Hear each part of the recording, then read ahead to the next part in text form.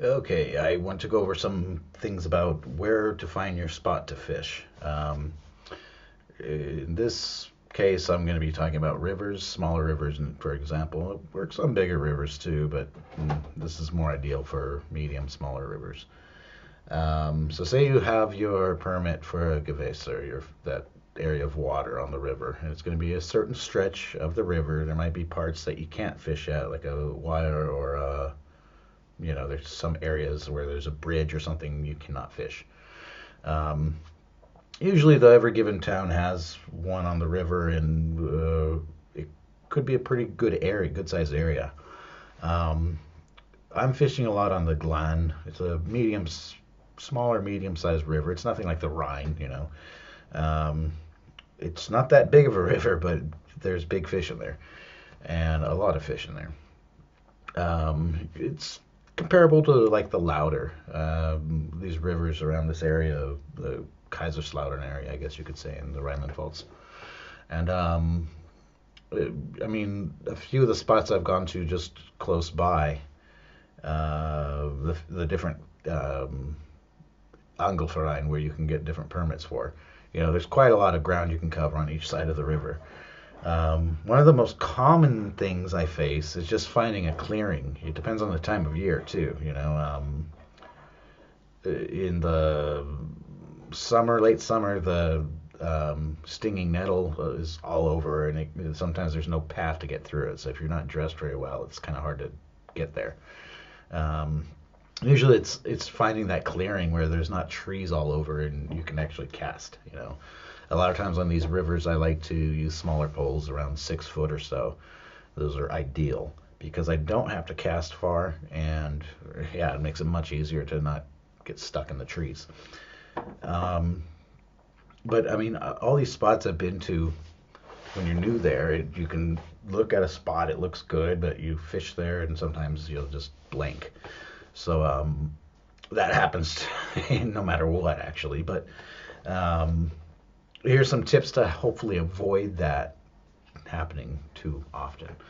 Um, One of the things I do look for the clearing. So usually, if I can, I'll walk the whole area, and or drive it as much as I can, and look for where those clearings are and how they look, and then I'll go check it out. What I'm looking for normally is a few things. If there's a bend in the river, that's great, that's ideal. Or if there's two different types of water meeting, what we call a seam, where there's a faster current that slows down by either an obstruction. Sometimes there's other kind of like tributaries, whatever, going into the river, coming out of canals, and those spots usually are really good. I'm also looking for shelter for the fish, structure.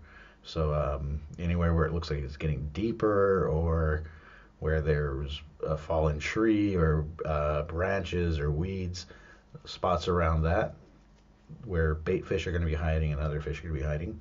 They like to take shelter in those spots.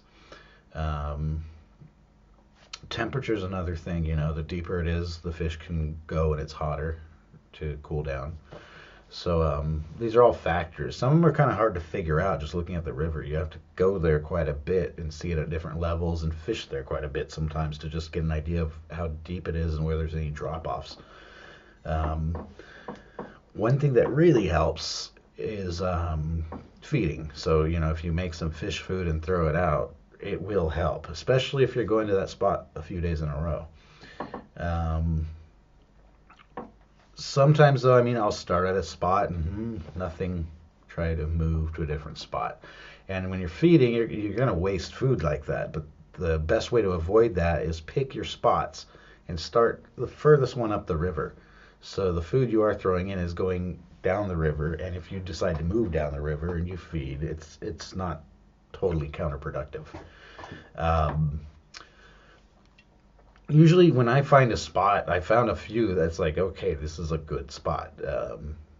One of those factors I've mentioned are there in all those spots. So and sometimes you just have good luck at a spot, so you're like, okay, I know there's fish here.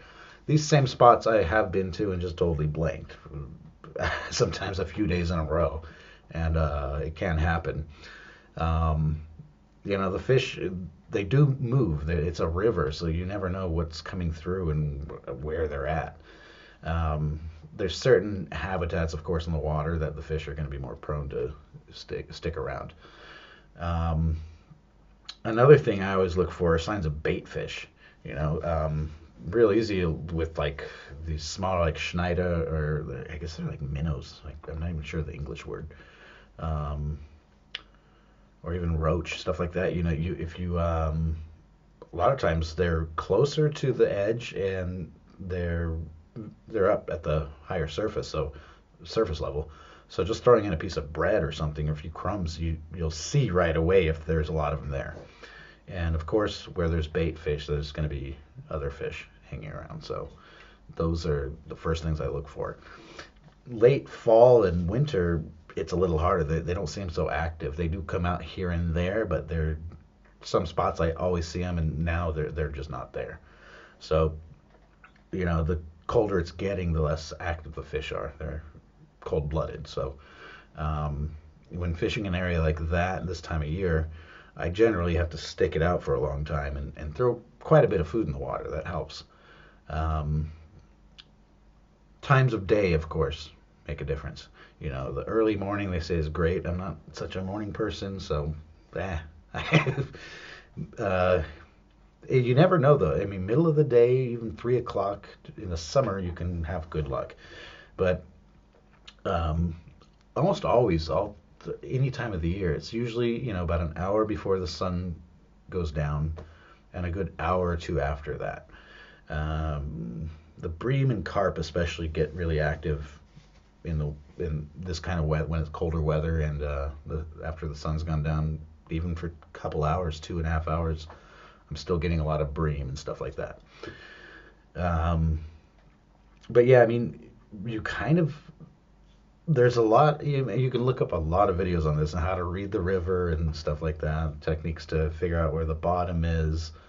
But I mean, you have to look for the signs of this stuff and just try it. You have to just spend time there. And I mean, some of my favorite spots, like I've said, I can go there sometimes 3, 4 days in a row and get nothing, or just crap, just little tiny fish that are you don't want. And other than that, nothing. Sometimes completely nothing. But there's good spots to try, and it depends on your method you want to try. If you're ground fishing, you want to sit there for a while. That's the best way to really get to know it.